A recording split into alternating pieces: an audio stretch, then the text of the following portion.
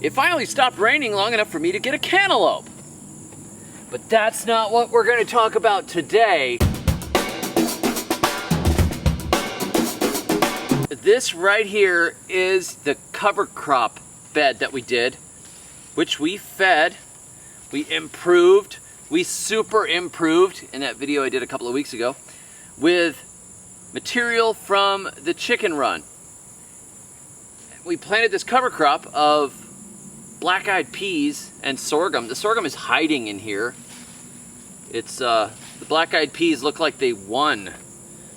But that's not what we're actually going to talk about today. This is very meta. There's like nested things going on inside of this video.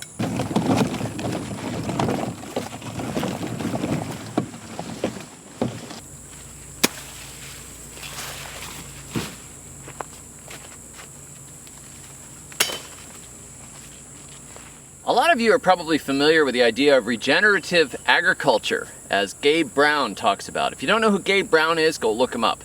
It's good stuff. It's farming, but instead of lots of tilling and monocultures, there's a lot of life in the systems. They're long-term farming systems and soil building farming systems. Well, there's 5 points to that.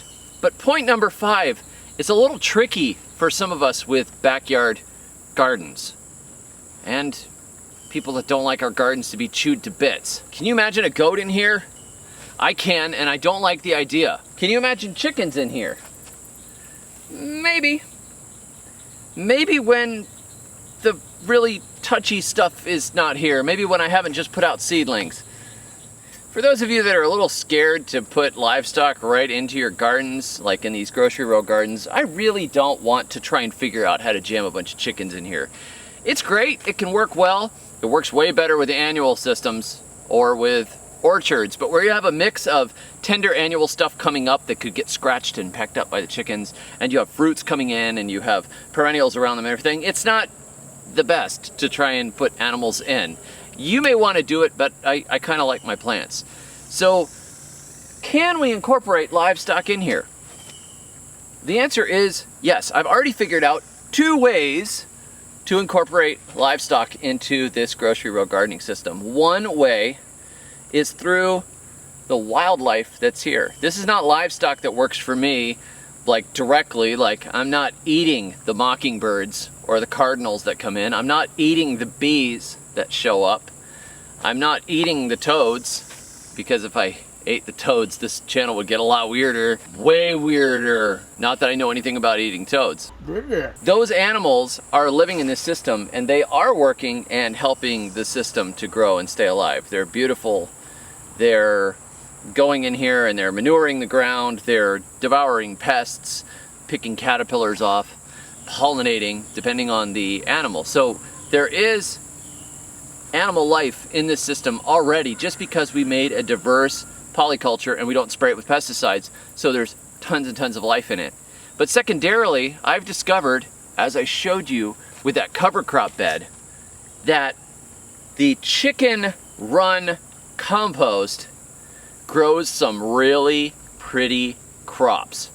I have chickens and I have gardens. I am incorporating what is coming from the garden in with the chickens, and what comes from the chickens back into the gardens, without putting the chickens in the garden directly. So all of this stuff behind me that I was just picking in the row here goes to the chickens. And then we get a yield from the chickens in return, both in eggs and an amazing fluffy compost.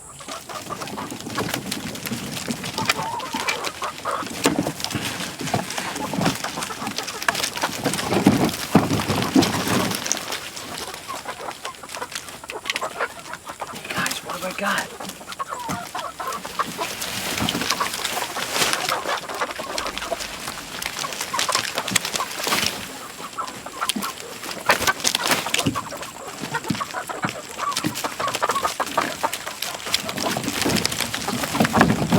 I'll be right back. I got something else for you.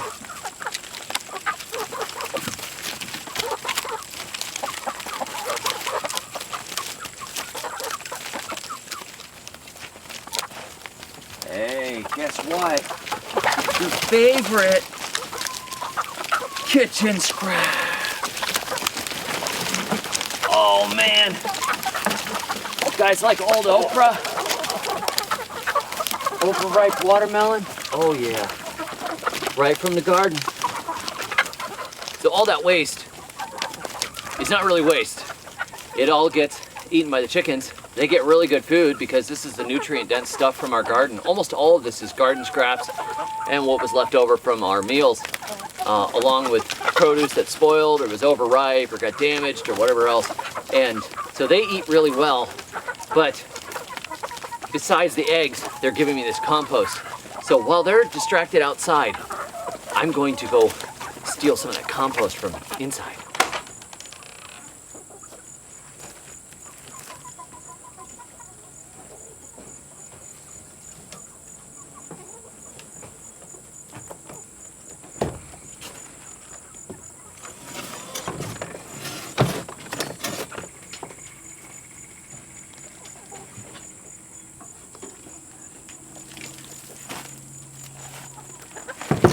Real reason I have chickens, for composting everything.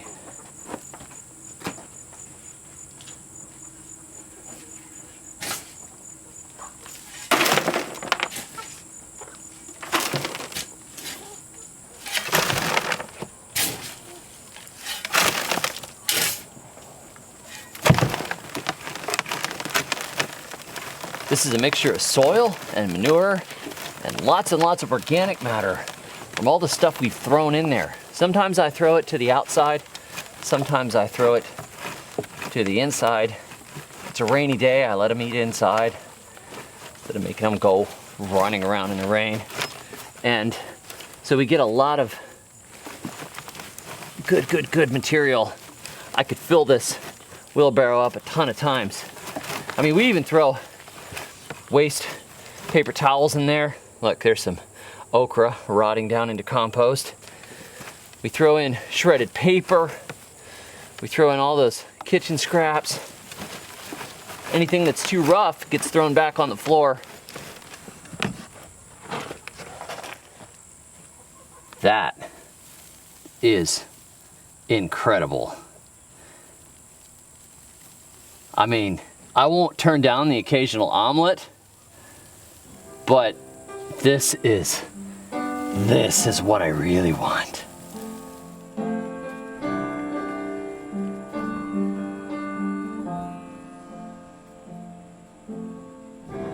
Pushing a wheelbarrow down a long and winding road, 'cause we got messed up permaculture zones. We should have the gardens and the livestock adjacent to one another, but I can't help it, 'cause I'm renting the land I don't own. I got messed up permaculture zones. Gotta connect them through a long and winding road.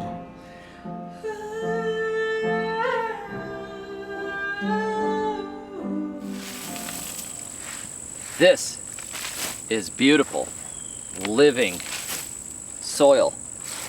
Incredible mix of humus. Plus, you know, we've been sticking all those micronutrients into our gardens.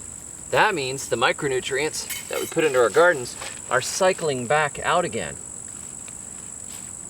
They're cycling out of the garden through the chickens. The chickens take what they need, or whatever they don't need comes out in the manure, and it's right back into the garden. So the stuff that we put in here in spring that doesn't look so happy, but it was fed well, gave us a yield, it goes back out again to the chickens. The chickens chew it up, turn it under, cycle those nutrients. Then we can take the organic material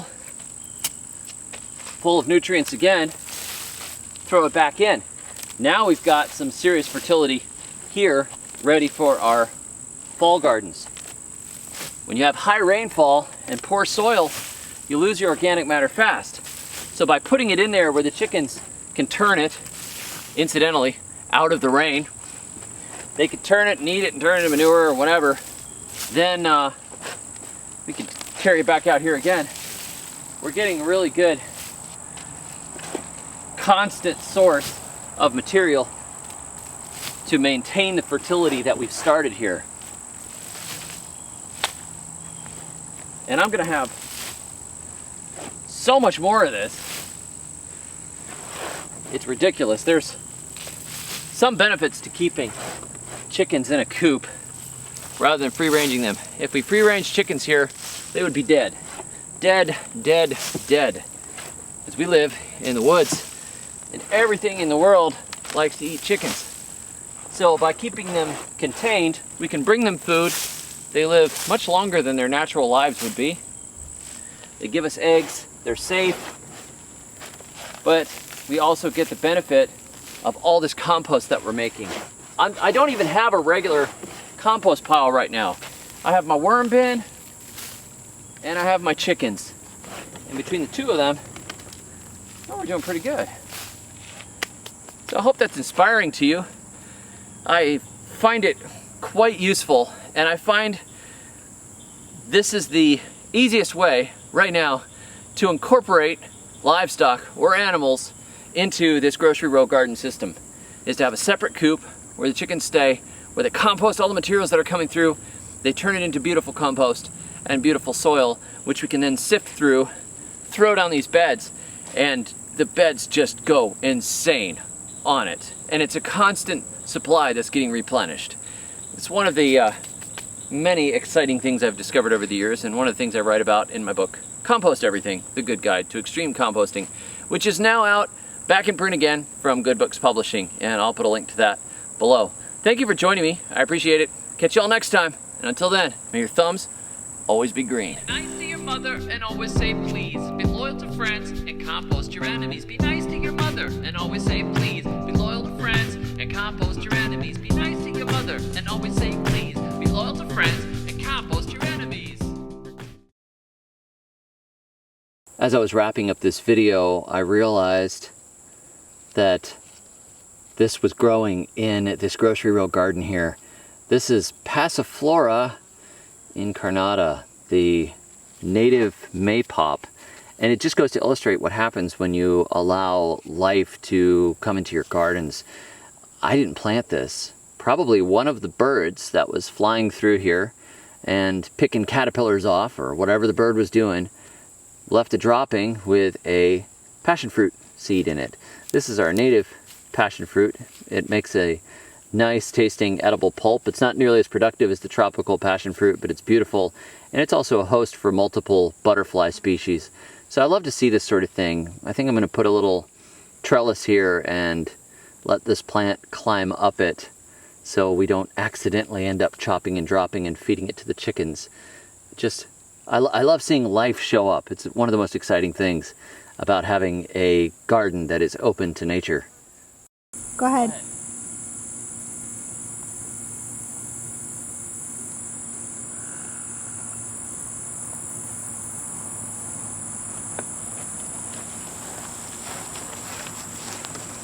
Wait a minute, which one was it?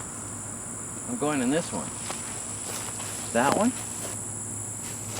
Never mind. How far back do I need to go? That's good. That's good.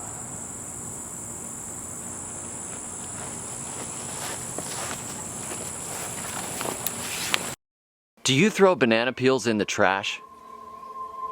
Are your coffee grounds also being thrown in the trash? Do you compost ham? Are you sick and tired of all the rules about composting? Do you wish you could compost in a super easy way? And stop throwing things in a landfill? And stop being a terrible person? Click on the link below and sign up and get my new composting booklet, which shows you how to compost easily and simply with hardly any work at all. It's insane how easy it is because it follows natural principles. Sign up now. Quantities are not limited.